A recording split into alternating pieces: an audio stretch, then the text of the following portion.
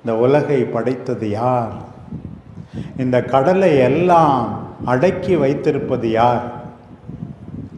வீட்டில் ஒரு நாய் இருக்குன்னா அந்த உரிமையாளர் சொல்லும்போது குலைச்சிதுன்னா பேசாம இரு அப்படின்னு சொன்னால் உடனே அடங்கி போகுது. அங்கே நில்லு அப்படின்னா அப்படியே அடங்கி போகுது.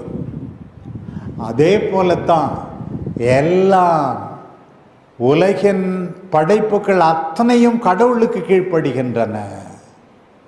கடவுளுடைய வல்லமை அவ்வளவு பெரியது. அதைத்தான் இன்றைய முதல் வாசகம் நமக்கு எடுத்து சொன்னது. கடவுள் பெரியவர், கடவுள் வல்லவர். அன்பார்ந்த குழந்தைகளே, ஒருபோதும் மறந்து விடாதீர்கள்.